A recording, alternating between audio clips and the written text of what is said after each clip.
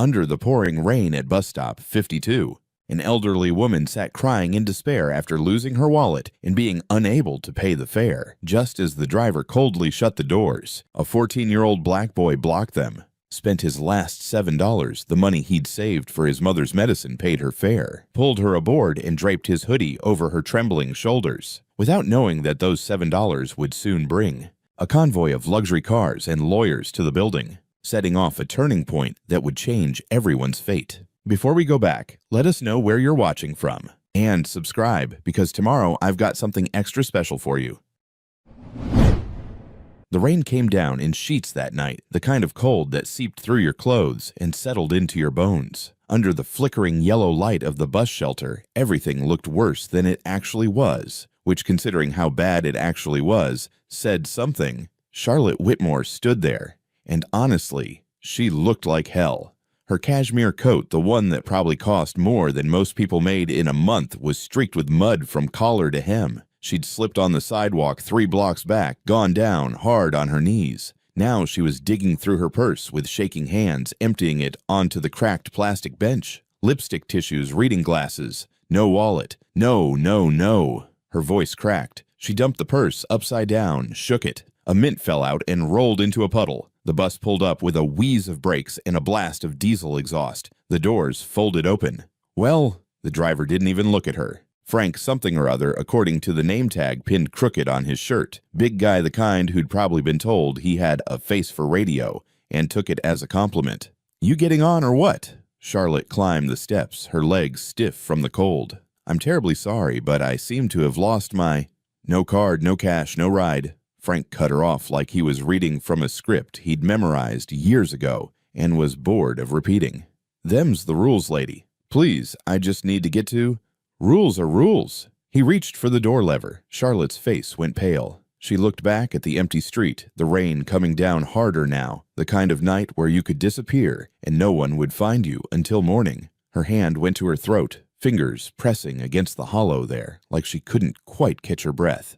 "I can pay you tomorrow. I'll bring double, triple even. I just—" Yeah, everyone's got a story." Frank's hand was already on the lever. Out! That's when Jaden moved. The kid had been standing in the back of the shelter this whole time, so still you'd almost miss him. 14 years old, all elbows and knobby wrists, wearing a hoodie 2 sizes too big, with the hood pulled up against the cold. He had the kind of face that had learned early not to expect much from the world. His hand was in his pocket, fingers wrapped around the bills there. $5, 2 ones, $7 total, crumpled and soft from being folded and unfolded 100 times. He'd counted it 3 times on the walk to the bus stop. $7. Exactly enough for the bus fare and the painkillers his mom needed. The generic kind from the pharmacy on 5th, the ones that came in the white bottle with the label half peeled off. She'd been moving slow all week, wincing every time she bent down to scrub someone else's floor, but she kept saying she was fine. She always said she was fine. The bus doors started to close. Jaden's worn-out sneaker, the left one with the sole coming loose, shot out and wedged into the gap. The rubber squealed. The doors bounced back open. He didn't say anything, just walked up those steps, pulled the crumpled bills from his pocket, and fed them into the fare machine one at a time. The machine beeped with each bill, counting up. "The hell you doing, kid?" Frank twisted in his seat, his belly pressing against the steering wheel. Jaden smoothed out the last dollar on his thigh before pushing it in. The machine beeped a final time. $7. Paid for 2. Enough for both of us. Jaden's voice was flat matter-of-fact. He stepped aside and gestured toward the seats. "Let her on." Frank's face went red, then redder. "You think you're some kind of hero or something?" "I think the fare's paid." Jaden met his eyes and didn't blink. "So open the door." For a long moment, nobody moved. The bus engine idled. Rain drummed on the roof. Charlotte stood there on the steps, one hand gripping the rail, looking between the boy and the driver like she'd stumbled into a play and didn't know her lines. Frank made a disgusted sound in the back of his throat. "Fine. Whatever. Just sit down and shut up." The doors closed behind them with a hiss. Inside, the bus smelled like wet clothes and old French fries and something sour that might have been spilled beer from 3 days ago. The fluorescent lights buzzed overhead, casting everything in that greenish tint that made everyone look slightly sick. About half the seats were occupied. A woman with grocery bags piled on the seat next to her, two teenage girls sharing earbuds, an old man in a security guard uniform sleeping with his head against the window. Jaden moved toward the back without looking at anyone. His footsteps squeaked on the rubber floor mat. "Wait!" Charlotte's voice stopped him. "Young man, Don't worry about it." He didn't turn around. "But I must repay you. If you could just give me your address or a phone number, I said don't worry about it." This time he did glance back, and something in his expression made her mouth close. Not hostile exactly, just done. Like he'd learned a long time ago that promises from strangers didn't mean much. He dropped into the last seat, the one in the corner where the heater vent was broken and cold air leaked in through the seal around the emergency exit, pulled his hood up, stared out the window at nothing. Charlotte stood in the aisle for a moment longer. Her hands were still shaking from cold or shock or both. She looked at the boy's hunched shoulders, at the way he'd made himself small in the corner of the seat, and something shifted in her chest, something that felt uncomfortably like recognition. She chose a seat 3 rows up, not too close, not too far. The bus lurched forward, and the city started sliding past the windows. Closed storefronts with bars on the windows, a check-cashing place, a pawn shop, the kind of neighborhood where the streetlights were more broken than working, and nobody walked alone after dark if they could help it. Charlotte's fingers found the edge of her coat and held on. The cashmere was cold and damp under her touch, mud-stained and ruined. This morning, she'd been in a board meeting on the 42nd floor of the Whitmore building downtown, and now she was here, her wallet God knows where, rescued by a child who'd given away what was probably all the money he had in the world. She turned in her seat just enough to see him reflected in the dark window.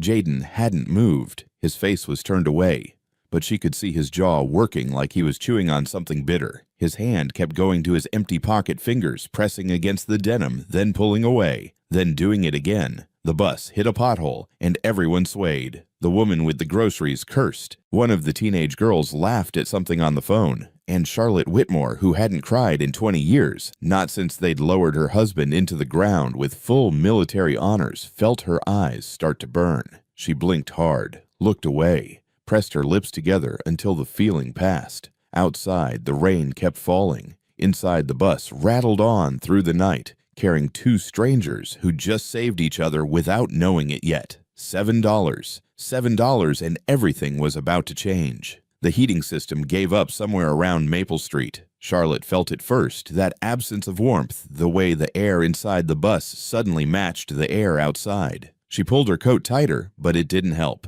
The mud-stained cashmere might as well have been tissue paper. Her shoulders started to shake. She tried to hide it, pressing her arms against her sides, but the shivering got worse. Her teeth chattered. The woman with the groceries glanced over, then quickly looked away. Nobody wanted to get involved, except apparently one stupid kid who'd already given away his last $7. Charlotte heard the squeak of sneakers on wet rubber. Then Jaden was standing in the aisle beside her, pulling his hoodie over his head in one smooth motion. Underneath, he wore just a thin, gray t-shirt with a faded logo she couldn't make out. "Here."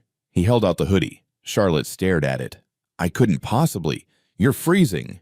He pushed it toward her again. "Just take it." "But you'll be cold." "I'm fine." The lie was obvious. Goosebumps were already rising on his arms, but his face didn't change. "It blocks wind pretty good. Better than that coat." Charlotte's hands moved before her brain caught up, taking the offered sweatshirt. It was warm from his body heat and heavier than she expected. She pulled it over her shoulders like a shawl and immediately felt better. It smelled like laundry detergent and something else. Something young. Alive.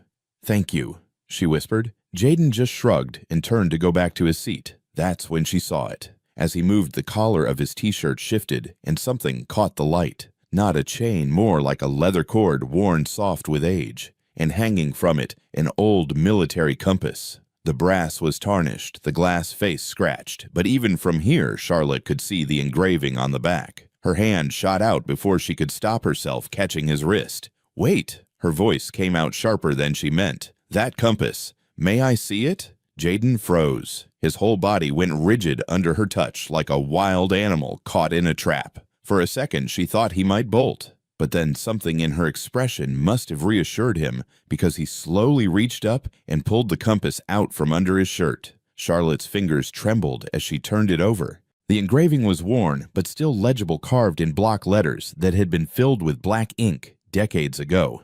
Cap John Miller, 82nd Airborne Division. The bus swayed. Someone coughed. Charlotte's world tilted sideways. 82nd Airborne. Her voice barely made it past her lips. The paratroopers Normandy. Jaden nodded slowly, watching her face.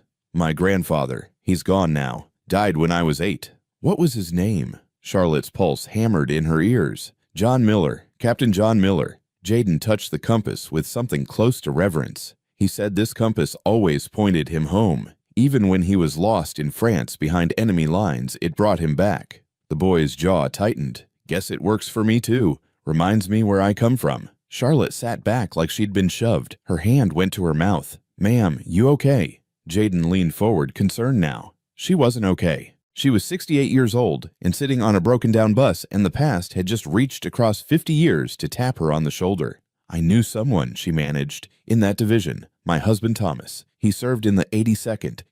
Her voice cracked. She had to stop, breathe, start again. He used to tell me about a Captain Miller. Said Miller saved his life. Said he owed everything to a man who navigated them through hell with nothing but a compass and guts. Jaden went very still. After the war, Thomas tried to find him. Wanted to thank him properly, but Miller had already moved on, disappeared into civilian life somewhere. Charlotte's eyes were wet now, and she didn't care who saw. Thomas died 15 years ago. Heart attack. And I never got to tell Captain Miller what his actions meant, what they gave me, the years I got to spend with the man I loved. The bus hit another pothole. Neither of them noticed. My grandpa never talked about the war much, Jaden said quietly, but sometimes late at night I'd catch him looking at this compass, just staring at it, and just once, he told me. The boy swallowed hard. He said the compass didn't just show directions, it showed him who he was. Said every time he looked at it, he remembered he was the kind of man who brought people home. Charlotte reached out and covered the compass with her palm, feeling the warmth of it against her skin. Through it, she could feel Jaden's heartbeat, quick and uncertain. Your grandfather, she said, was a hero, and not just in the war. She looked up at the boy, really looked at him, saw past the worn clothes and the guarded eyes to something bright and fierce underneath. He raised someone who knows what it means to bring people home, even if it costs everything you have. Jaden's face did something complicated. For just a second, the mask slipped, and she saw the kid underneath. Scared, tired, trying so damn hard to be strong. Then he pulled back, tucking the compass under his shirt. $7 isn't everything, he muttered. Isn't it? Charlotte kept her eyes on him. What were you going to buy with that money? His jaw worked. He looked away out the window at the passing streets. Doesn't matter now. It matters to me. Pain meds. The words came out flat. For my mom. Her back's been bad all week. She works 3 cleaning jobs, and last Tuesday she fell off a stepladder at one of them. Been moving slow ever since, but we can't afford the doctor, so... He shrugged like it was nothing. Like watching your mother suffer was just another Tuesday. Charlotte felt something crack open in her chest. And you gave it away, she said softly. For a stranger. You needed it more. Jaden finally looked at her again. Besides, Grandpa used to say the compass points home. Maybe it pointed me to the right thing tonight. The bus squealed to a stop. The doors opened with a hiss. 2 more passengers got on, shaking rain from their jackets. Charlotte pulled the hoodie tighter around her shoulders and made a decision. Several decisions, actually. But they'd have to wait. First, she needed to meet the woman who'd raised this boy. The woman who worked 3 jobs and fell off ladders and still somehow produced a kid who'd give his last $7 to a stranger in the rain. What's your name? She asked. Jaden. He hesitated. Jaden Miller. Jaden. She tested it, liked it. I'm Charlotte. And I promise you, Jaden Miller, grandson of Captain John Miller, I promise you that $7 is going to change your life. He gave her a look that said he'd heard promises before and knew what they were worth. Charlotte didn't blame him, but she'd show him. God help her, she'd show him. The rain got worse. Of course it did. By the time Jaden's stop came up, the streets were rivers, and the wind was doing its best to turn umbrellas inside out. Charlotte watched him stand, pull his hood up. Except he didn't have his hood anymore, did he? He had a thin t-shirt that was going to be soaked through in about 30 seconds. She stood too. Ma'am, Jaden turned surprised. You can't honestly expect me to get off at some random stop in this weather. Charlotte gestured at the downpour outside. "I don't even know where I am." That was mostly true. She knew the general area, the industrial district on the east side, where the Whitmore Corporation owned about 40% of the property. But the specific streets, in the dark, in this rain, she'd be lost in minutes. "There's another bus in an hour." I checked the schedule. She hadn't, but she could see the way he was shivering already. "Besides, you have my hoodie. I'll need to get it back." It was a weak excuse, and they both knew it. But Jaden looked at the rain, looked at her mud-stained coat and her age, and something in his face softened. "Okay," he said, "but just until the rain stops." They stepped off the bus into a wall of water. Charlotte's shoes, Italian leather, custom-made, filled immediately. She gasped at the cold. Jaden grabbed her elbow without asking, steadying her as they hurried down the broken sidewalk toward a building that looked like it had given up on life sometime in the previous century. The apartment complex rose 5 stories, its brick facade stained with water damage and old graffiti someone had half-heartedly painted over. Half the windows were boarded up, the other half had bars. A shopping cart lay on its side in the parking lot, one wheel spinning slowly in the wind. "Welcome to paradise," Jaden muttered, punching a code into the security door. It buzzed, the lock clicked, and he pulled it open. The door dragged across the concrete, scraping loud enough to make Charlotte's teeth hurt. Inside wasn't much better. The hallway smelled like mildew and old cooking oil, and something else she couldn't identify and didn't want to. The fluorescent lights buzzed and flickered overhead, casting everything in a sickly green glow. The tile floor was cracked, and missing pieces showing the concrete underneath. They climbed stairs that creaked ominously under their weight. 2nd floor, 3rd floor, 4th floor. By the time they reached the top, Charlotte's legs were shaking, and her breath came in gasps. She'd done a 5K for charity last spring, but apparently that didn't prepare you for 4 flights in wet clothes while your heart tried to pound its way out of your chest. "You okay?" Jaden hovered nearby, uncertain whether to help or give her space. "Fine." She leaned against the wall just for a second.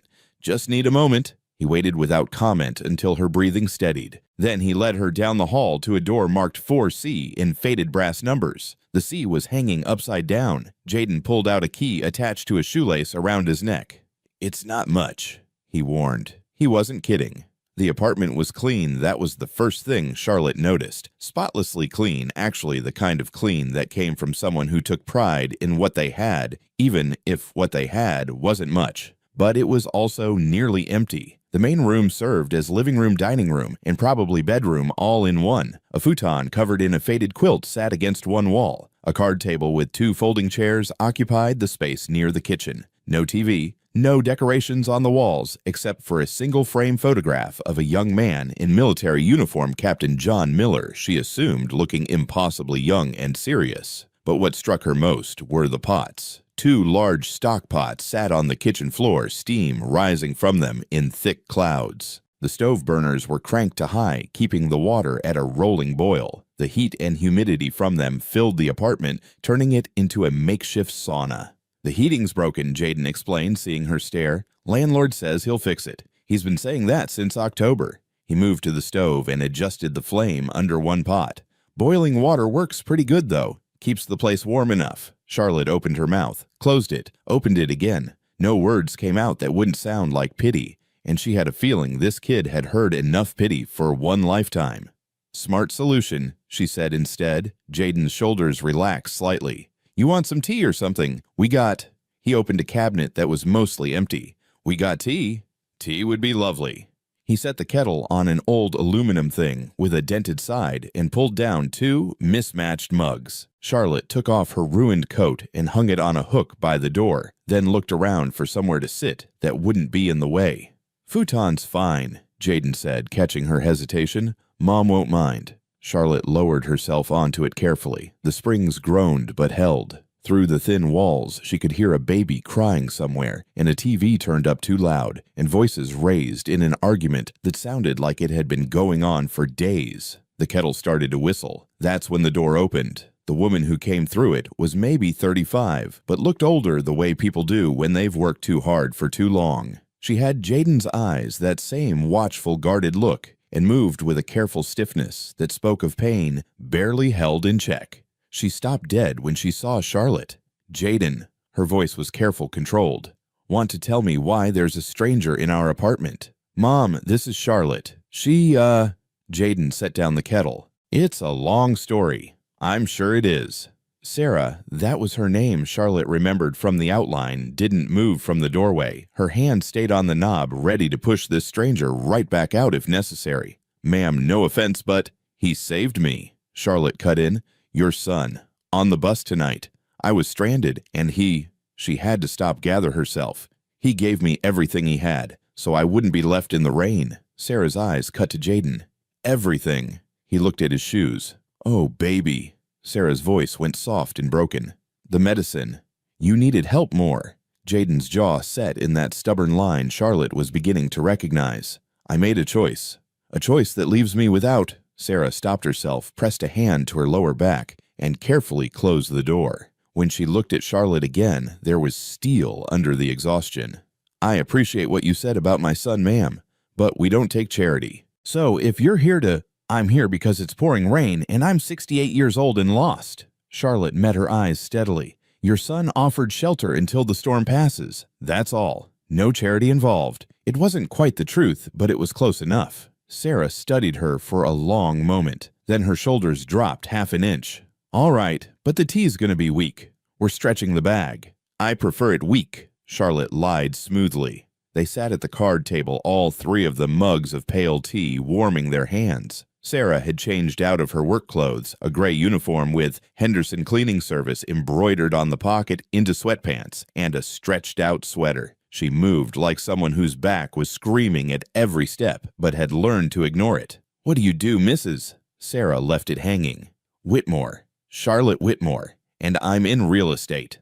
Also, not quite a lie. She did own real estate. Approximately 42 buildings in this city alone.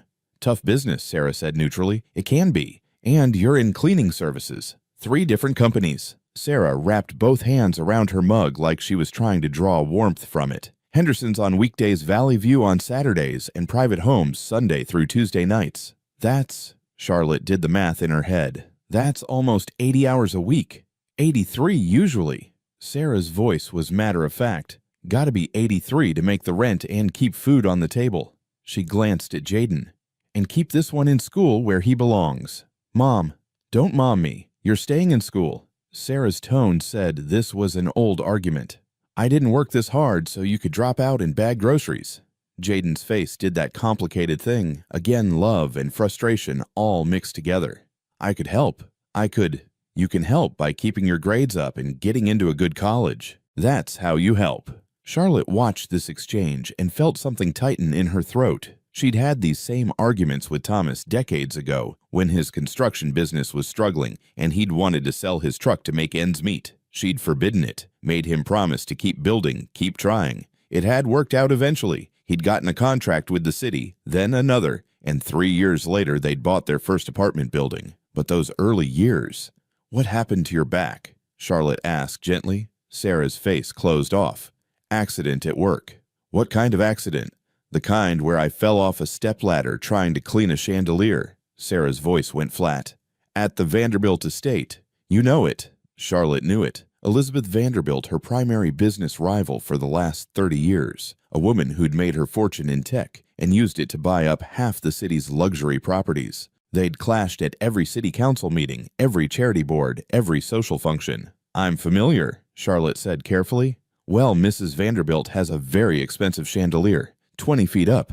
And when I was on the ladder, one of the rungs broke. Sarah's jaw tightened. I managed to catch the railing, but I dropped the cleaning supplies. Broke a crystal glass. Baccarat, apparently. Worth $300. Surely she has insurance. She docked my pay. Half a day's wages. Said it came out of my carelessness. Sarah laughed, but there was no humor in it. Funny thing is, I told her supervisor that ladder was unstable last month. Asked them to replace it. But I guess $300 for a new ladder was too expensive. Charlotte's hands tightened on her mug. That's illegal. Workers' compensation should a lot of things. Sarah cut her off. But when you're undocumented, when you're working under the table, you don't get to complain. You just smile and say, yes, ma'am, and hope they don't fire you. The baby in the next apartment started crying again. The argument down the hall got louder. When's the rent due? Charlotte asked quietly. Sarah's face went very still. Tomorrow.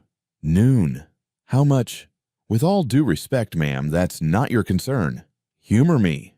Sarah looked at Jaden, then back at Charlotte. Something in the older woman's face must have convinced her because she said $800, which I don't have because of the dock pay and because... She gestured vaguely at the universe. Because life. Your landlord, Charlotte said. What's his name? Kowalski. Victor Kowalski. And before you ask, yeah, he's exactly as charming as he sounds. As if summoned by his name, someone started pounding on the door. Not knocking, pounding. The kind of sound that said authority and threat, and don't even think about ignoring me. Sarah's face went gray. The pounding came again harder this time. 3 heavy blows that made the door shudder in its frame. I know you're in there, Sarah. The voice was thick, rough, like gravel being dragged across concrete. Open up. Sarah stood slowly, her hand pressed against her lower back. Stay here, she told Jaden. Mom, stay. Here. She crossed to the door and opened it just wide enough to speak through. Charlotte could see part of a large man filling the doorway, broad shoulders, thick neck, the edge of a tattoo creeping up from his collar. Mr. Kowalski! Sarah kept her voice level. It's late.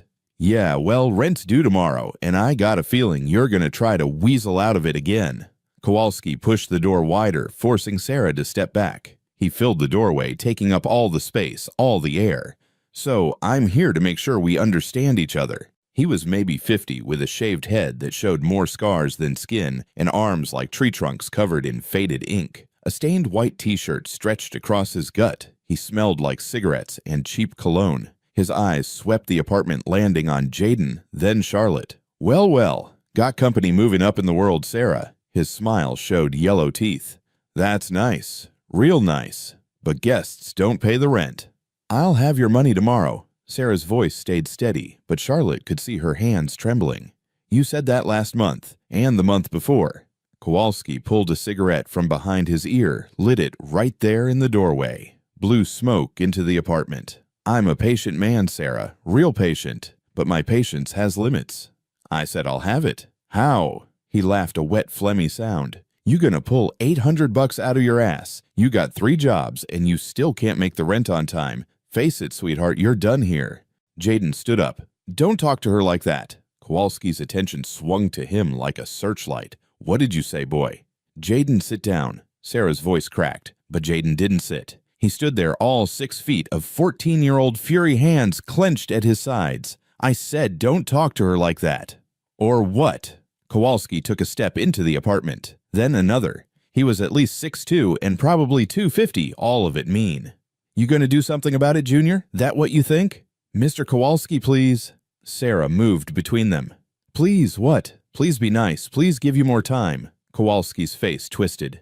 You know what your problem is, Sarah. You're soft. You and this kid, both of you. Too soft for this world. He reached into a garbage bag he'd brought with him. Charlotte hadn't noticed it before and pulled out a handful of trash. Rotting food, wet newspapers, something that might have been a diaper. He threw it onto the floor of the apartment. That's from 3B. They moved out last week, left their garbage. Figured you could have it since you're going to be joining them soon.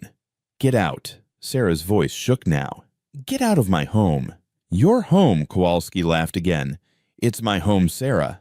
I own it. You just live here. And He made a show of checking his watch. In about 16 hours, you don't even do that anymore. That's when his eyes landed on Charlotte again, still sitting at the card table with her weak tea. Who's the old lady? He walked toward her, leaving wet footprints on the clean floor. She paying you to crash here? That it you running some kind of boarding house without telling me? She's a guest. Sarah's voice was desperate now. Just until the rain. I don't allow guests. Says so in the lease. Additional occupants require written permission and a $50 monthly fee. Kowalski bent down, peering at Charlotte. His breath was terrible. So either she pays up or she leaves. Right now. Charlotte looked at him, really looked at him, at the stained shirt and the cigarette and the casual cruelty in his eyes. She'd met men like this before, men who had a little bit of power and used it to make themselves feel big by making others feel small. I think, she said quietly, that you should leave. Kowalski blinked, then he started laughing. You think. He turned to Sarah. Where'd you find this one, the nursing home? I'm serious, Charlotte continued in that same quiet voice. You should leave this apartment. Leave this building, actually. While you still can. Something in her tone made him stop laughing. He straightened up, looking at her more carefully now. That a threat, Grandma? An observation. His face went red. You know what, screw the 16 hours. I want you out tonight, all of you. Pack your shit and… No. Sarah stepped forward. The lease says we have until noon tomorrow. That's the law. The law. Kowalski's voice rose. You want to talk about the law? Fine. Let's talk about the law. Let's talk about how you're living here with no proper documentation. Let's talk about how you're working off the books paying no taxes. Let's talk about what happens when I make a phone call to INS. Sarah went white. Yeah, Kowalski said softly. That's what I thought. So here's what's going to happen. You're going to be out by noon tomorrow, or I make that call. We clear? Crystal, Sarah whispered. Good. He dropped the cigarette on the floor, ground it out with his boot, headed for the door, paused. Oh, and Sarah, don't even think about stiffing me on the cleaning deposit. I want this place spotless when you leave. Every stain, every mark. Otherwise, I keep it all. He left. The door hung open behind him. For a long moment, nobody moved. Then Sarah's legs gave out. She sat down hard on the floor right there by the pots of boiling water and put her face in her hands. Her shoulders shook, but she didn't make a sound. Jaden went to her, knelt beside her, put his arms around her. We'll figure it out, he said. We always figure it out. But his voice was thin, stretched tight over desperation. Charlotte stood. Her legs felt steadier now, her mind clearer. The fog that had been hanging over her thoughts all day, the confusion, the disorientation burned away like morning mist. She walked to the phone on the wall, an old rotary phone, the kind you didn't see anymore. She picked up the receiver, heard the dial tone, and smiled. What are you doing? Jaden asked. Making a phone call, Charlotte said. Ma'am, we can't afford. I can. She started dialing her finger, finding each number with practiced ease, a number she'd known by heart for 40 years. The phone rang, once, twice. Then a voice answered sharp and alert despite the late hour. Whitmore residence. Arthur, Charlotte said, and the relief in her voice was palpable. It's me. A pause. Then Mrs. Whitmore. My God, where have you been? We've been searching. I know. I'm sorry. I've been indisposed. She glanced at Jaden and Sarah, both staring at her now. I need you to bring the car. The Phantom. Of course. Where are you? Charlotte looked at the address taped to the wall by the phone. Parkside Apartments, 4C East District. She paused. And Arthur, bring the legal team. All of them. I don't care if you have to drag them out of bed. Another pause, longer this time. Mrs. Whitmore, is everything all right? Everything, Charlotte said, is about to be. Sarah was on her feet now, moving toward Charlotte with her hands raised. Ma'am, you can't just… Charlotte held up one finger. Wait. Arthur, listen carefully. I need you to pull all records on a Victor Kowalski, Kowalski. He owns this building and possibly others in the area. I want to know every property, every violation, every complaint filed against him. Certainly. Anything else? Yes. Contact Robert at the bank. Tell him to prepare a letter of credit, full backing of Whitmore assets, and get me Marcus from acquisitions. I want to know what it would take to buy this building. Tonight. Mrs. Whitmore. Arthur's voice held a note of concern. It's nearly midnight. Perhaps in the morning. Arthur. Charlotte's voice hardened. How long have you worked for me? 42 years, ma'am. And in those 42 years, have I ever asked you for something I didn't need? A sigh. No, ma'am. Then trust me now. I need you here. With the car, with the lawyers, with everything. And, Arthur, bring my checkbook. The personal one, or both? She hung up. The apartment was dead silent. Even the baby next door had stopped crying. Who the hell are you? Sarah's voice was barely a whisper. Charlotte turned to face them, straightened her spine, lifted her chin. For the first time since she'd stumbled off that bus, she looked like what she was, a woman who'd built an empire from nothing and defended it against every challenger for 4 decades. My full name, she said, is Charlotte Ann Whitmore. I'm the founder and CEO of Whitmore Property Holdings. We manage approximately 428 buildings across 6 states. Our annual revenue is somewhere north of $2 billion, though I'd have to check with accounting to be sure. Jaden's mouth fell open. Sarah backed up a step, then another. You're Charlotte Whitmore, the Charlotte Whitmore. I prefer just Charlotte, but yes. The woman who… Sarah's hand went to her throat. The woman who owns half the waterfront, who funded the new children's hospital, who… Who got mugged this morning in front of her own building by two men who thought an old woman was an easy target? Charlotte's voice was dry. They got my purse, my phone, my wallet, everything. I've spent the last 8 hours wandering this city like a ghost, and I would have spent the night in the rain if your son hadn't— She stopped, looked at Jaden. If your son hadn't been brave enough to give everything he had to help a stranger. Jaden shook his head slowly. You could have been anyone. You could have been— But I wasn't anyone. Charlotte crossed to him, took both his hands in hers. I was the granddaughter-in-law of Captain John Miller, and you saved me just like your grandfather saved my husband. She squeezed his hands. Do you believe in fate, Jaden? I don't know. Neither did I. Until tonight. Sarah was crying now, tears streaming down her face. I don't understand. Why are you helping us? We're nobody. You're the mother of the boy who kept me from freezing to death on a bus. Charlotte's voice was firm. And more than that, you're a woman who works 83 hours a week to give her son a chance at something better. Do you really think I don't recognize that kind of strength? But we can't repay. I'm not asking you to repay anything. Charlotte looked between them. I'm asking you to let me settle a debt that's 50 years overdue. A sound outside. Engines. Multiple engines. Jaden moved to the window, pulled back the thin curtain, and froze. Mom, you need to see this.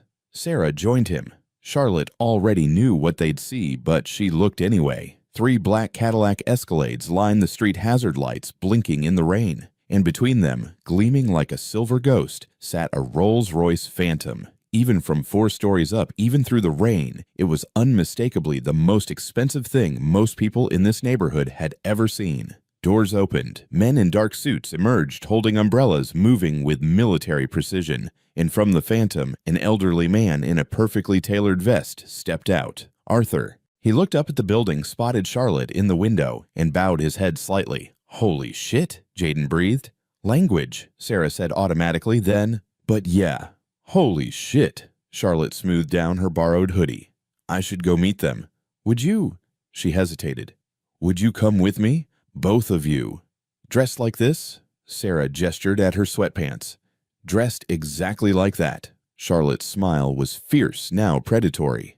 I want Kowalski to see you standing next to me when I take everything he has. They took the stairs down. Charlotte's legs were steadier now, powered by adrenaline and righteous anger. By the time they reached the ground floor, a crowd had gathered, residents peeking outdoors, faces pressed against windows, everyone wanting to see what the commotion was about. Arthur met them at the entrance, 2 vases holding an umbrella over his head. Up close, he was exactly what a proper English butler should be, ramrod straight, silver-haired, with eyes that missed nothing. Mrs. Whitmore. He looked her up and down, taking in the muddy coat, the oversized hoodie, the ruined shoes. His expression didn't change, but something in his eyes softened.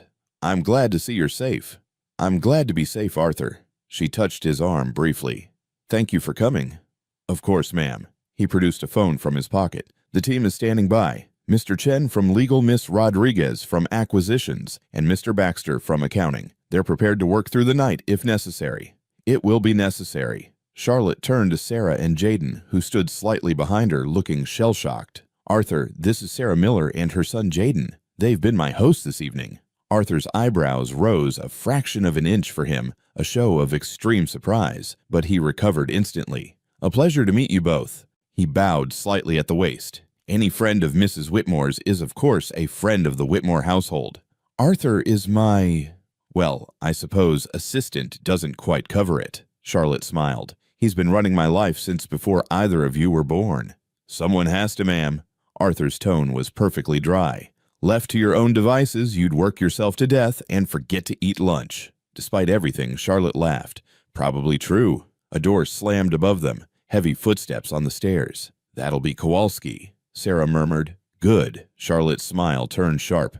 I've been wanting to meet him properly. The landlord appeared on the second-floor landing, his face red and furious.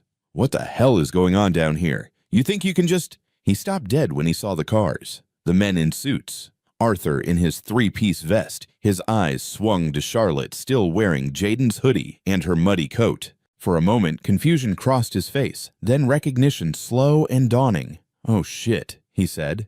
Indeed, Charlotte replied. Mr. Kowalski, I presume we need to talk. About this building, about your tenants. and about what's going to happen next. She started walking toward him, Arthur one step behind Sarah and Jaden flanking her sides. And Victor Kowalski, who'd spent years making people feel small, took a step backward. Kowalski recovered fast. Charlotte had to give him that much. "Listen, lady, I don't care who you think you are." He started down the stairs, each step heavy with false confidence. "You can't just roll up here with your fancy cars and—" "Arthur!" Charlotte didn't raise her voice. Didn't need to.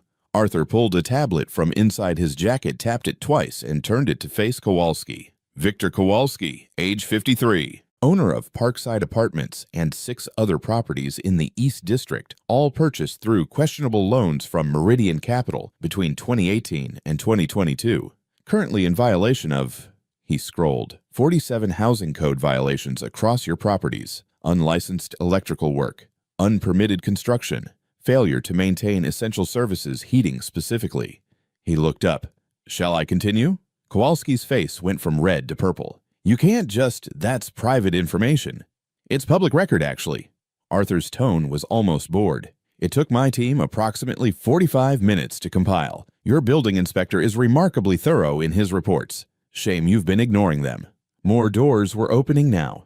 Mrs. Chen from 2A, who Charlotte had heard through the walls earlier, the young couple from 3C with the baby, an elderly man with a walker from the first floor. They gathered in doorways on the stairs watching. "You got no right," Kowalski started. "I have every right." Charlotte stepped forward, and something in her movement made him shut up. "I have the right of someone who understands what power actually means, and what it doesn't mean." She turned to face the growing crowd of residents, saw their faces tired, wary, afraid to hope for anything better. "How many of you," she asked clearly, "have complained about broken heating?" Slowly hands went up. 5, 10, 15. Broken plumbing. More hands. Requested repairs that never came, paid rent that disappeared into nothing while your children slept in coats because there was no heat. Nearly every hand was raised now. Charlotte turned back to Kowalski. "Here's what's going to happen. Arthur produced a checkbook. The sight of it, leather-bound, embossed with gold lettering, made Kowalski's eyes widen. "We're going to buy this building," Charlotte said. "Right now. Tonight." "It's not for sale." "Everything's for sale, Mr. Kowalski. We just need to find the right price." Charlotte nodded to Arthur, who began writing. "Your mortgage on this property is $420,000. You've missed the last 2 payments. The bank is preparing to foreclose. I had my team check." Kowalski's jaw worked. He didn't deny it. "So here's my offer. $500,000 cash. You sign the deed over tonight, you walk away with enough to pay off your debt and have money left over." "That's," Kowalski's face twisted, "that's barely above water. This building's worth at least $700. This building is worth whatever someone's willing to pay for it. And given that it's currently a death trap with more violations than apartments, I'd say 500 is generous." Charlotte's smile had no warmth in it. "But if you'd prefer, we can wait for the city inspectors I've already called. They'll be here first thing Monday morning, with the police and representatives from the tenant rights organization I fund." The color drained from Kowalski's face. Or, Charlotte continued, "You can take this check, sign these papers, and leave. Keep your freedom. Keep whatever dignity you have left." Arthur held out a pen. For a long moment, Kowalski just stood there. Charlotte could see the calculation happening behind his eyes. Anger versus self-preservation, pride versus survival. Self-preservation won. "Fine." He snatched the pen. "Where do I sign?" "Arthur will show you." Charlotte gestured toward one of the escalades, where a woman in a gray suit was setting up a portable table under an awning. "Miss Rodriguez handles all our acquisitions. She'll walk you through it." As Kowalski trudged toward the car, Charlotte turned to Sarah. The younger woman was staring at her like she'd just watched someone part the Red Sea. Sarah's voice failed. She tried again. "You just bought our building." "Technically, Whitmore Holdings bought it.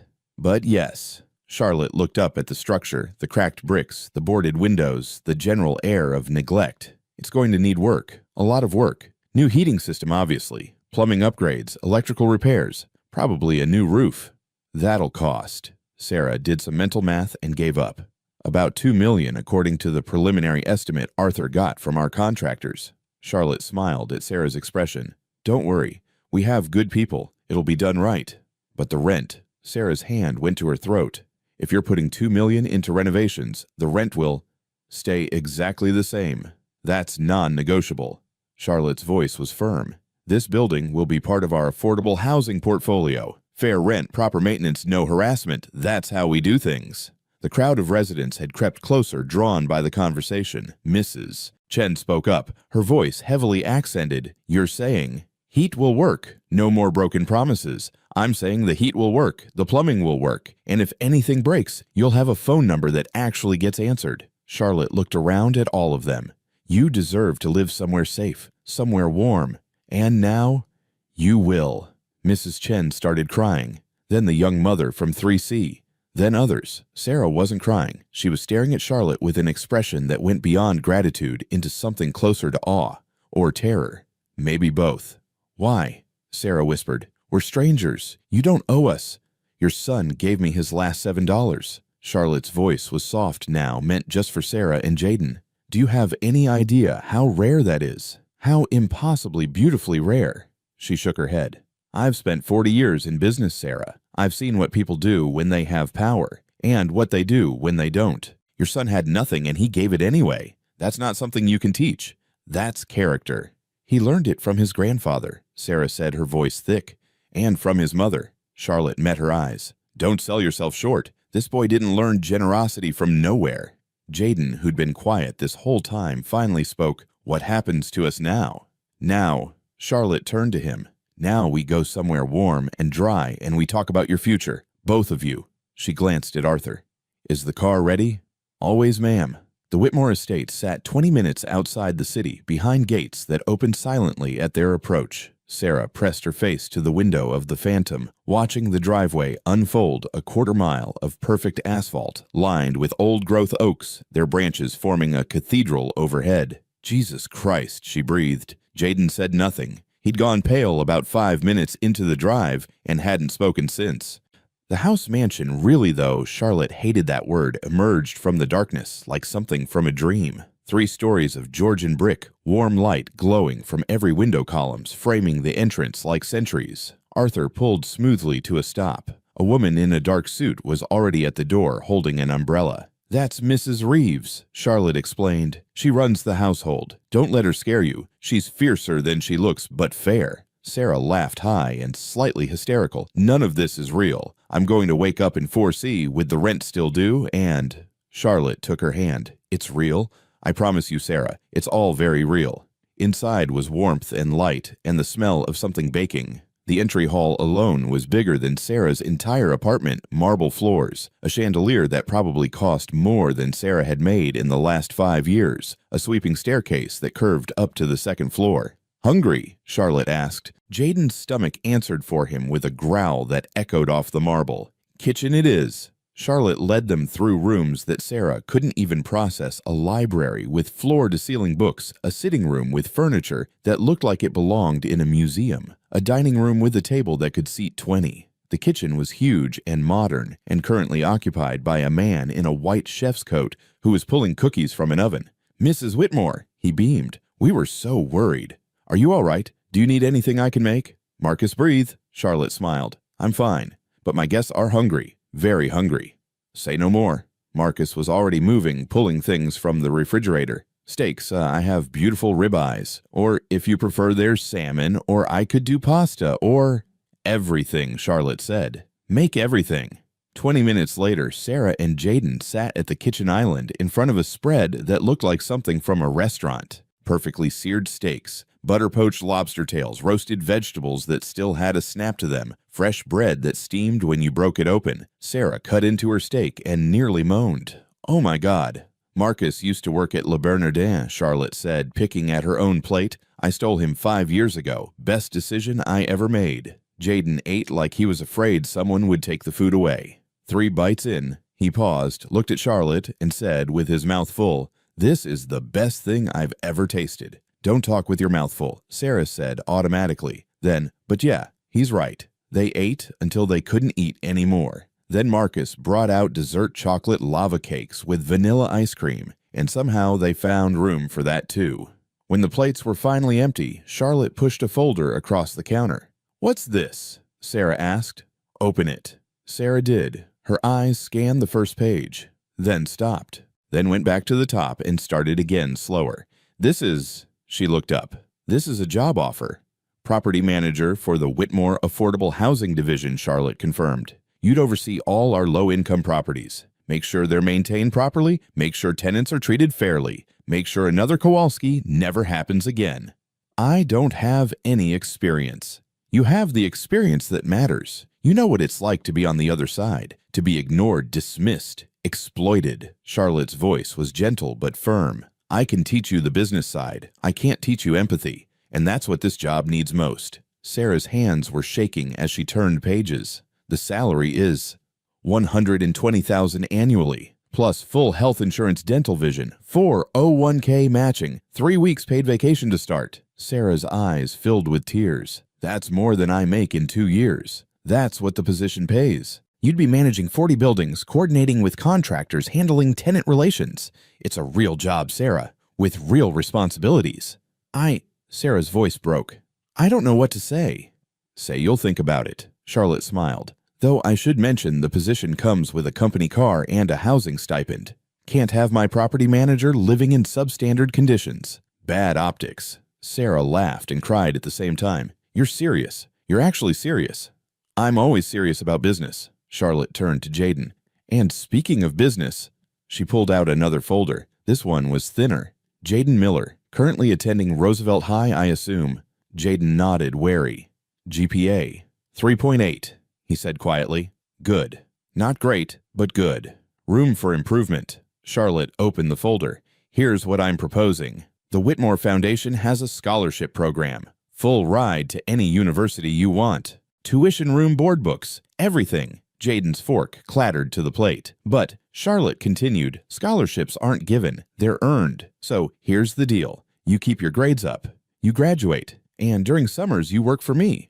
Learn the business. Start from the ground up maintenance, leasing, property management. By the time you finish college, you'll understand every aspect of real estate. Why? Jaden's voice was barely audible. Why would you do this? Charlotte reached across the counter and turned his hand over. There, on a leather cord around his wrist, was the compass. He'd moved it from his neck, but he still wore it.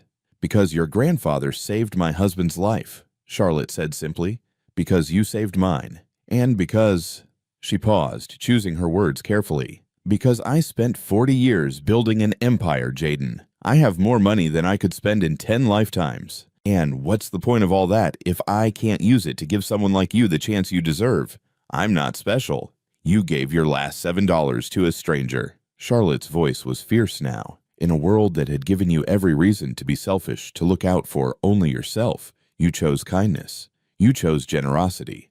That's not just special, Jaden. That's extraordinary. Arthur appeared in the doorway. Mrs. Whitmore, Dr. Patterson is here for Mrs. Miller. Perfect timing. Charlotte stood. Sarah, I took the liberty of calling my personal physician. He's going to look at your back. No arguments.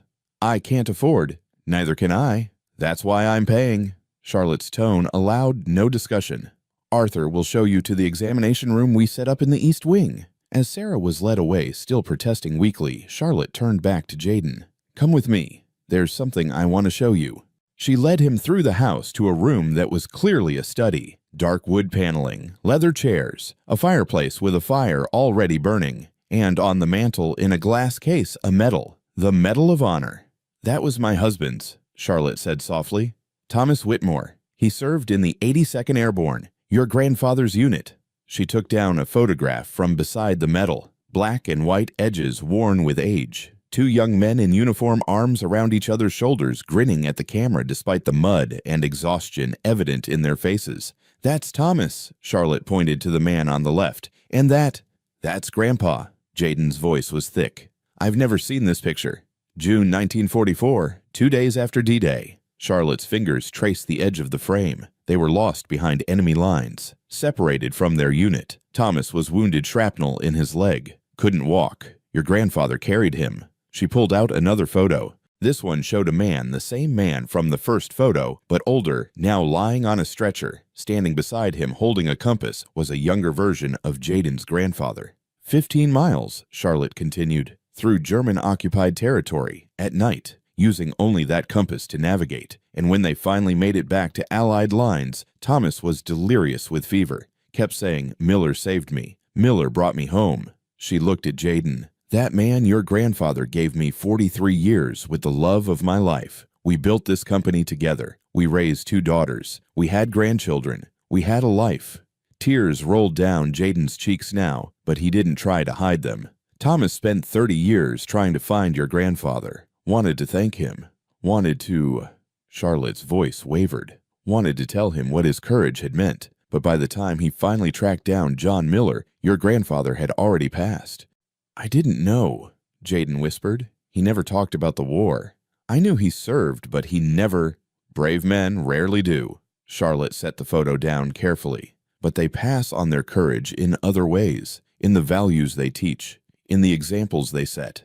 She met Jaden's eyes. "Your grandfather carried my husband home, Jaden, and tonight you carried me home. That's not coincidence. That's legacy." Winter came again, but this time Sarah Miller stood at the window of her new office and watched the snow fall without fear. The office was modest by Whitmore standards, 10th floor of the property management building, big enough for a proper desk and a meeting table, with windows that looked out over the East District, her district now. On the wall behind her desk hung a photograph. The Parkside Apartments transformed. New brick facade, new windows, a small playground in front where there used to be cracked asphalt. People actually sat on the benches now. Kids played without their parents, hovering nervously. It had taken 11 months and just over $2.3 million, but it was done. And it was beautiful. "Mom," Sarah turned. Jaden stood in the doorway and she almost didn't recognize him. Tall, when had he gotten so tall? The private school uniform fit him properly now, tailored to his growing frame. His hair was cut neatly. He carried a leather messenger bag that Charlotte had given him on his first day at Whitmore Academy, but it was his face that had changed most. The wariness was gone. The fear. He looked like a kid who expected good things to happen, who believed in his own future. "Hey, baby," Sarah smiled. "School good. Calculus test tomorrow. Came to use your office to study." He gestured at the conference table. "If that's okay." "Of course."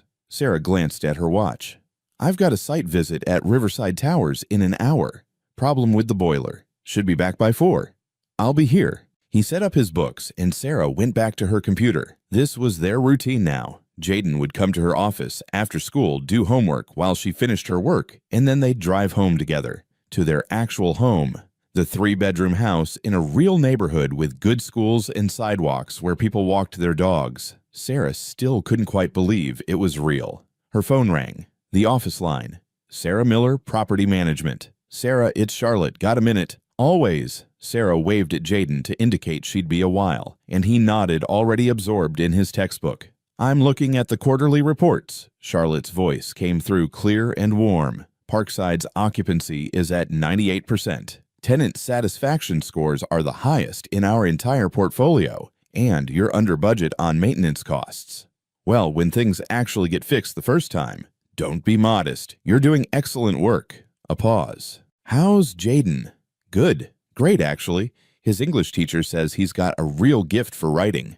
"Doesn't surprise me. That boy notices things, feels things." Charlotte's tone shifted slightly. "Listen, I'm calling because I wanted to run something by you. The foundation is expanding our scholarship program. We want to bring on a student liaison, someone who can connect with the kids, help them navigate applications, that sort of thing. Part-time position, but it pays well.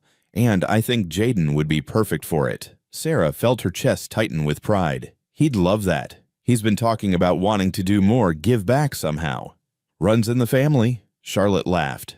"Tell him to call me tomorrow. We'll work out the details." They talked for a few more minutes about budgets and repairs and the 100 small details that went into running affordable housing properly. When Sarah hung up, she found Jaden watching her. That was Charlotte. "Yeah. She wants to talk to you about a job with the foundation." Jaden's eyes lit up. "Really? Really?" Sarah stood cross to him and kissed the top of his head. "I'm proud of you. You know that." "Mom." He squirmed, but he was smiling. "I mean it. You could have been bitter about how we grew up, about everything we didn't have. But instead," she gestured at his books, at his uniform, at the world of opportunity that had opened up in front of him. "Instead, you turned into this." "I learned from the best." Jaden pulled something from his pocket, a small frame about the size of a playing card. Inside, pressed between two pieces of glass, were 3 bills, a 5, 2 ones, $7. I keep this in my locker at school, Jaden said quietly. When things get hard, or when someone's being a jerk, or when I forget why I'm working so hard, he ran his thumb over the frame. I look at this, and I remember. Sarah's eyes burned. Remember what? That money isn't just money. It's choices. It's power to help people or hurt them. And the best thing you can ever do with it, he looked up at her, is give it to someone who needs it more. Before Sarah could respond, there was a knock on the door. Arthur stood there impeccable as always in his 3-piece suit. "Pardon the interruption," he said, "but Mrs. Whitmore asked me to deliver this." He held out a small envelope. Sarah took it confused. Inside was a card with Charlotte's handwriting. "Jaden, I'm outside. We're going on a field trip. Bring your compass." See, Jaden and Sarah exchanged glances. "What's this about?" Sarah asked Arthur. "I'm afraid I'm not at liberty to say ma'am," but his eyes twinkled. "Though I would suggest Jaden bring a warm coat." 10 minutes later, Jaden emerged from the building to find the Phantom idling at the curb. Charlotte sat in the back, bundled in a wool coat, smiling through the window. "Get in," she called. "We have a stop to make." They drove through the city as the afternoon sun slanted low and golden through the buildings. Charlotte didn't explain where they were going, just watched the streets pass and occasionally pointed out buildings. "That one we just acquired, going to convert it to artist lofts. Affordable rent for painters, musicians, writers. The city needs more art. That one we sold last year. The new owners are turning it into a tech incubator. Good for the neighborhood. And that one," she pointed to a gleaming tower of glass and steel. "That's the Vanderbilt building. Elizabeth's pride and joy." Jaden noticed the slight edge in her voice. "You don't like her much. I respect her business acumen, but I don't respect someone who docks a cleaning woman's pay for an accident caused by faulty equipment." Charlotte's smile was sharp. "Though I will say her board of directors was very interested when I sent them documentation of her various labor violations. Cost her about $40 million in settlements. You did that for my mom. I did that for all the mothers working for people like Elizabeth." Charlotte's voice was firm. "Power without accountability is just tyranny. Someone has to keep the powerful honest." They pulled up outside a cemetery. Old stone walls, iron gates, rows of headstones stretching back into history. "Come on," Charlotte said. They walked through the grounds past graves marking lives from every era. Revolutionary War soldiers, Civil War veterans, immigrants who'd come seeking better lives, all of them rich and poor, reduced to the same thing, a name carved in stone and the hope that someone would remember. Charlotte stopped at a plot beneath an old oak tree. 2 headstones side by side. Thomas Robert Whitmore, 1923 to 2009. Beloved husband, father patriot, and beside it, Charlotte Ann Whitmore, 1957. "Reserved my spot already," Charlotte said dryly. Seemed practical. Jaden stood looking at the dates. "He died in 2009. You've been alone since then." "Not alone. Busy." Charlotte touched Thomas's headstone gently. "But yes, 15 years without him. Some days it feels like 15 minutes. Others, 15 lifetimes." She reached into her pocket and pulled out something Jaden recognized: the compass. His compass. The one he'd shown her on the bus. "You asked to borrow it last month," Jaden said. "Said you wanted to have it cleaned." "I lied." Charlotte opened her hand. The compass gleamed, but now there was a second engraving on the back below his grandfather's name, carried by Cap John Miller, who brought my husband home, and by his grandson Jaden, who brought me home. "The compass always points true." Jaden's throat closed up. He couldn't speak. "I wanted Thomas to know," Charlotte said softly, "that his debt was paid, that Miller's grandson found me when I needed it most, that the compass came full circle." She pressed it into Jaden's hand, closing his fingers around it. "Your grandfather was right," she continued. "It doesn't just show directions. It shows you who you are, who you can be." She met his eyes. "And you, Jaden Miller, are someone who brings people home. Never forget that. No matter how much money you make, no matter how successful you become, that's your compass. That's your true north." Jaden wiped his eyes with his sleeve. "Thank you. For everything. For—" "Don't thank me." Charlotte's voice was firm but kind. "You gave me something I'd lost. Hope. Faith in people. The reminder that kindness still exists." She smiled. "I should be thanking you." They stood together in the fading light, the old woman and the young man connected by history and chance and 7 crumpled dollars that had changed everything. "Mrs. Whitmore," Jaden said after a moment. "Charlotte, please, I've told you 100 times. Charlotte," he smiled. "Do you believe in fate now?" She considered the question, looked at the compass in his hand, looked at her husband's grave, looked at this boy who'd appeared in her life when she needed him most. "I believe," she said finally, "that the world is full of small moments that seem like nothing. A bus fare, a cup of tea, a compass passed down through generations. And I believe that those small moments, when met with courage and kindness, can change everything." The sun was setting now, painting the sky in shades of orange and gold. Arthur waited by the car, patient as always. "Come on," Charlotte said. "Let's go home. Your mother's probably wondering where you are." As they walked back through the cemetery, Jaden hung the compass around his neck. It settled against his chest, warm from Charlotte's hand, heavy with history and meaning. The compass always points true. And as they drove back through the city, past the Parkside apartments where families were coming home to warm houses, past the office where Sarah was finishing her work, past all the places where small acts of kindness were happening in the dark, Jaden understood what his grandfather had meant. The compass didn't just point home. It pointed to who you were when nobody was watching, what you chose when the choice was hard, how you treated people when you had nothing to gain from treating them well. That was true north. That was home. 5 years later, Jaden Miller graduated from Columbia University with degrees in business and urban planning. He gave the valedictorian speech, though he almost didn't. He had to be convinced by his mother, his professors, and one very insistent 73-year-old woman who refused to take no for an answer. In his speech, he talked about $7, about a rainy night, and a choice that seemed small, but turned out to be everything. About the compass his grandfather carried through war, and the one everyone carries inside themselves. Charlotte sat in the front row, crying openly for the second time in her life. After the ceremony, as graduates celebrated and took pictures and prepared to step out into their futures, Jaden found Charlotte standing by herself, looking at the campus. "Thank you for coming," he said. "Wouldn't have missed it for the world." She smiled at him. "Your grandfather would be proud. Your mother is proud. I'm proud." "I got a job offer," Jaden said. "Good one. Investment firm in Manhattan. Starting salary is $200,000. Charlotte's eyebrows rose. "Impressive." "I turned it down." "Did you now?" Jaden pulled the compass from under his graduation gown. "I'm coming to work for you. For the foundation. I want to do what you do, make sure people have warm homes and fair rent, and someone who gives a damn about their lives." He met her eyes. "I want to bring people home." Charlotte was crying again, but she was also smiling. "You sure that investment firm could?" "I'm sure." Jaden's voice was steady. "Money is just money, Charlotte. You taught me that. It's what you do with it that matters." She reached out and squeezed his hand. "Then welcome aboard, Mr. Miller. Though I should warn you, I'm a demanding boss." "I've heard." He grinned. "Something about being fierce but fair."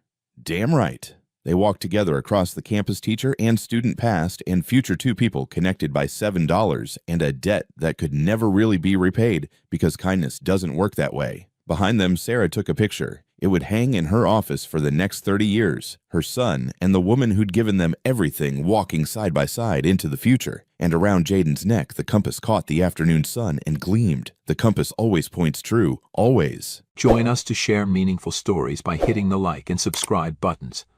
Don't forget to turn on the notification bell to start your day with profound lessons and heartfelt empathy.